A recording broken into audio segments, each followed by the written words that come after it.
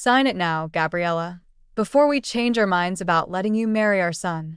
My future mother-in-law, Diane, pushed the prenuptial agreement across the mahogany conference table in their Greenwich estate, her diamond rings catching the chandelier light. Behind her, my fiancé, Thomas, sat silent, avoiding my eyes, while his father, Richard, smirked with the confidence of old money dismissing new money. What they didn't know was that the very table we sat at, the estate surrounding us, and every asset they were so carefully protecting, I held the mortgage on all of it. The family meeting had been called for 10 a.m. on a Saturday. Thomas had warned me the night before, his voice apologetic but resigned. Mom wants to discuss the prenup. Dad's lawyer drafted something. Just sign it, Gabby. It doesn't matter. I love you regardless. But it did matter. It mattered that after dating for 2 years, after Thomas proposed on a beach in Maui with a ring his grandmother wore, after planning a wedding for 200 guests, his family still saw me as a gold digger who brought nothing to the union. Now I sat in their library, surrounded by leather-bound books they'd probably never read and artwork they'd purchased for status rather than love. While they explained why I needed to sign away any claim to the Hartwell fortune, "Let me be clear," Richard said, leaning back in his chair like a king addressing a peasant. "Thomas is heir to Hartwell Industries. When we die, he'll inherit this estate, the business, the investment portfolios. We've worked for 40 years to build this wealth. We're not about to let some," he paused, choosing his words carefully, "elementary school teacher walk away with half of it after a few years of marriage." "Dad," Thomas protested weakly, "that's not fair." "It's perfectly fair," Diane interrupted. "Gabriella, I'm sure you're a lovely girl. Thomas clearly cares about you, but facts are facts. You make $52,000 a year teaching second grade. You live in a rented apartment. You drive a 10-year-old Toyota. You bring no assets to this marriage." "She brings herself," Thomas said, finding a bit of spine. "That's enough for me. Sentiment is lovely, darling, but it doesn't protect family wealth," Diane said, her voice sugary with condescension. "Gabriella, you must understand. We're not saying you're a bad person. We're saying you're marrying up significantly. This prenup simply protects what Thomas has built. Well, what we've built for him." I looked at the document in front of me. 23 pages of legal language that boiled down to one message. "You're worth nothing. You get nothing. Sign here." My attorney, Margaret Estio, sat beside me, her expression carefully neutral. She'd reviewed the prenup earlier that week and called it one of the most one-sided agreements I've seen in 30 years of practice. She'd also laughed when she saw who was proposing it. "May I speak with my client privately?" Margaret asked. "Is that necessary?" Richard frowned. "It's a standard prenup. She signs. We move forward with wedding planning. Simple. Mr. Hartwell, Ms. Rodriguez is entitled to legal counsel before signing any binding document." "Fine, 5 minutes. We'll wait outside." The Hartwells filed out, Thomas throwing me an apologetic look. When the door closed, Margaret turned to me with barely suppressed amusement. "Are you going to tell them?" she asked quietly. "Not yet," I said. "I want to see how far they'll go." "Gabby, they're offering you nothing, no spousal support, no claim to marital assets acquired during the marriage, no provision for children." "I know. And you're still going to sign it?" "I'm considering it." Margaret shook her head. "Your call, but when this blows up, and it will blow up, I want to be there to see their faces." The Hartwells returned, Diane carrying a tray with coffee and croissants as if this were a pleasant social gathering rather than a financial ambush. "Have you made your decision?" Richard asked, settling back into his throne-like chair. "I have a few questions first," I said calmly. "Of course," Diane said with practiced patience. "We want you to understand everything. The prenup specifies that I have no claim to any Hartwell assets, including this estate. Is that correct?" "Correct," Richard confirmed. "This property has been in our family for 30 years. It's worth approximately $4.2 million. Obviously, we can't risk losing it in a divorce." "Obviously," I agreed. "And Hartwell Industries, Thomas's inheritance of the company, also protected," Richard said, The business is worth roughly $87 million. It will pass to Thomas and remain solely his property, regardless of marital status. What about the investment portfolio mentioned in Section 7? Diane smiled. That's our retirement portfolio, $12 million in stocks, bonds, and real estate investments. We've worked very hard for that security, Gabriella. You understand why we need to protect it. I do understand, I said. One more question. What happens if something changes in your financial situation? If you were to face unexpected difficulties? Richard laughed, a sharp bark of amusement. Unexpected difficulties? The Hartwells have been financially sound for 3 generations. We don't have difficulties. But theoretically, I pressed, if circumstances changed, would the prenup change? The prenup is ironclad, Richard said firmly. Nothing changes it. You sign it, you're bound by it forever. That's the point. I see. I looked at Thomas, who was studying his hands. Thomas, is this really what you want? He finally met my eyes. Gabby, I love you, but they're my parents. This is their condition for giving us their blessing and paying for the wedding. If we don't sign, they'll cut me off entirely. Cut you off, I repeated. From what exactly? Everything, Diane interjected. Thomas works for Hartwell Industries because we gave him that position. He lives in the penthouse apartment because we purchased it. His car, his country club membership, his lifestyle, all provided by us. If he defies us on this prenup, all of that ends. I turned to Margaret. In your professional opinion, should I sign this? Margaret's eyes gleamed. Oh, I think we should discuss what you'd be signing away first. May I, please? Margaret opened her briefcase and pulled out a different folder. Mr. and Mrs. Hartwell, I've reviewed your prenuptial agreement thoroughly. I've also reviewed my client's financial disclosure, which she's required to provide as part of any prenuptial process. I think you should see it before Miss Rodriguez signs anything. Why? Richard frowned. She's a school teacher. We know her finances. Do you? Margaret slid a document across the table. This is Ms. Rodriguez's current net worth statement, prepared by her accounting firm last month. Diane picked it up, her eyes scanning the page. Her face went pale. This can't be right. What? Richard grabbed the paper. What does it say?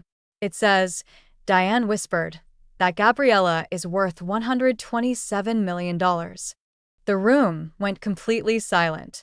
Thomas looked up sharply. What?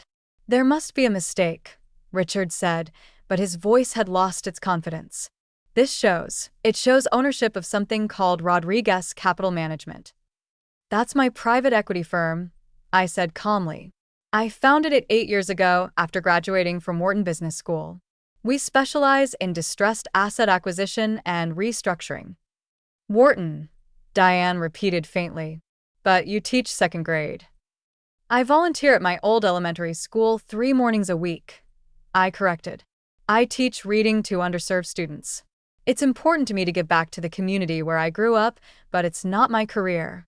Your career is private equity.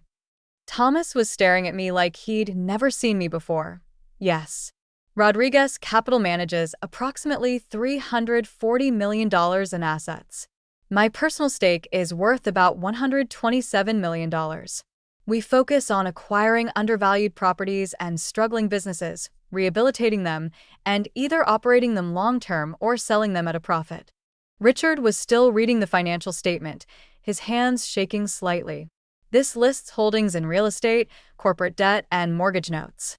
Yes, we acquired a portfolio of residential mortgage notes 2 years ago from a bank that was liquidating assets. Very good terms. The mortgages were all current, just undervalued in the market. Margaret was smiling now. Mr. Hartwell, if you look at page 3, you'll see a detailed list of those mortgage notes. Richard flipped pages. He stopped. His face went gray. What? Diane grabbed the document. What is it? One of the mortgages, Richard said slowly, is on 47 Lakeside Drive, Greenwich, Connecticut. This address. That's correct, I confirmed. Your mortgage was part of that portfolio acquisition. I've held the note on your estate for 23 months. The silence was deafening. You own our mortgage? Diane's voice was barely audible. The bank that originally financed your home sold the mortgage to a larger institution, which packaged it with others and sold the package to my firm. So, yes, technically, you make your monthly mortgage payments to Rodriguez Capital. You've been paying me for almost 2 years. Thomas was staring at me with his mouth open. Gabby, why didn't you tell me? You never asked what I did for a living, I said simply. You assumed I was just a teacher. When I tried to explain my work, you'd smile and change the subject. You preferred the idea of a simple school teacher girlfriend. But $127 million? He looked genuinely shocked. I had no idea. Neither did we, Richard said, his commanding tone completely gone. Gabriella, Miss Rodriguez, I apologize. We clearly made assumptions. You made assumptions that someone who teaches children and drives a modest car must be poor, I interrupted. You assumed that because I don't wear designer clothes or talk about money, I don't have any. You decided I was marrying up without ever asking about my life. Diane had tears in her eyes now. We were protecting our son. No, I said firmly. You were protecting your sense of superiority. You wanted me to sign a document declaring myself worthless, so you could feel secure in your position above me. Margaret cleared her throat. For the record, my client's prenuptial proposal is in this folder. She slid another document across the table. It's quite different from yours. Richard opened it with trembling hands. This is extremely generous. It's fair, I corrected. It proposes that all assets acquired before marriage remain separate property, mine and Thomas's. Assets acquired during marriage are split equitably based on contribution and circumstance. There are provisions for children for spousal support if needed, for the business interests of both parties to be protected.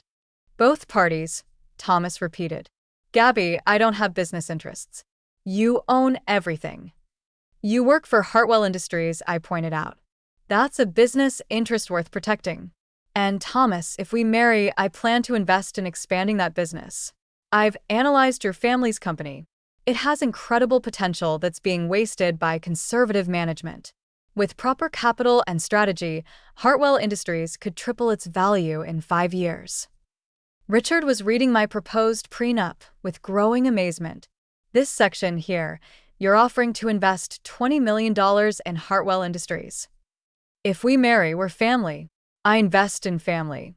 But the investment would be structured as a business loan with fair terms, keeping the company's ownership within your family while providing capital for growth. Why? Diane asked, her voice breaking. After how we've treated you, why would you do that? Because I love your son, I said simply.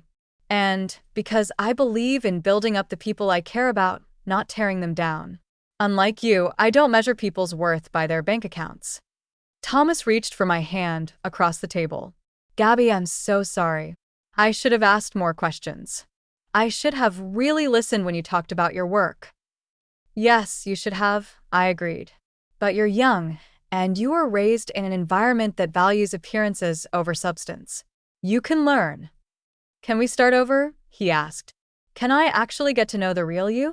I really looked at him, trying to see past the embarrassment and shock to the man I'd fallen in love with. Do you love me because you thought I was a simple school teacher who needed rescuing? Or do you love me for who I actually am? I don't know, he admitted. I thought I knew who you were. Now I'm realizing I didn't know anything. That's honest, at least, I said.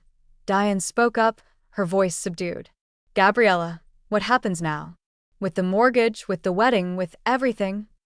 The mortgage continues as normal, I said.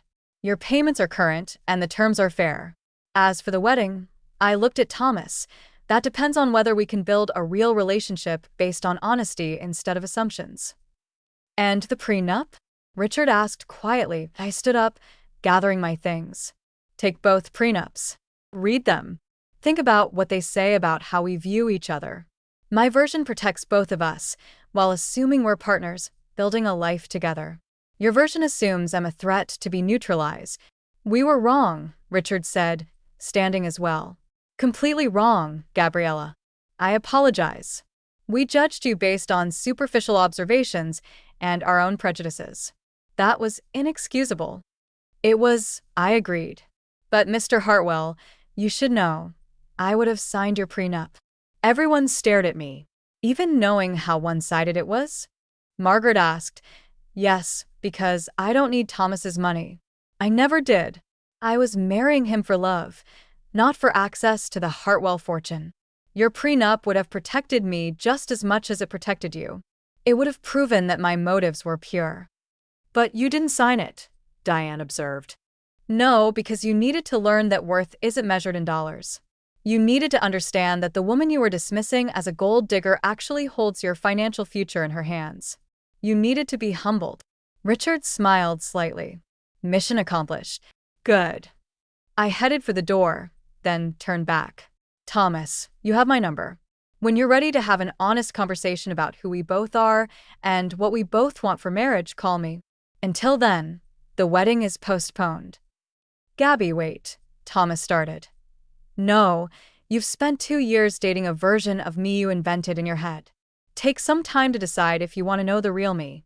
That's going to require effort, curiosity, and seeing me as an equal rather than a project to rescue. I walked out of the Hartwell estate, the estate I technically held the mortgage on, with Margaret beside me. That was magnificent, Margaret said as we reached my car. Though, I still think you should have let me tell them about the other properties. Other properties? I asked. Rodriguez Capital owns mortgages on 3 other Greenwich estates, including the one owned by Diane's sister. You basically hold notes on half their social circle. I laughed. Let's keep that information in reserve. They've had enough shocks for one day. What are you going to do about Thomas? I unlocked my Tesla, the one I usually parked a block away from his apartment, so he wouldn't see it. I'm going to wait and see if he's capable of growth. If he can look past his assumptions and actually see me. If he can. And if he can't, then I'll move on. I'm not interested in being someone's charity case or their trophy wife. I'm interested in a partner who values me for who I actually am. My phone buzzed as I drove away. A text from Thomas. I'm an idiot. Can we talk? Really talk? I smiled and typed back. Tomorrow, coffee shop on Main Street, 10 a.m.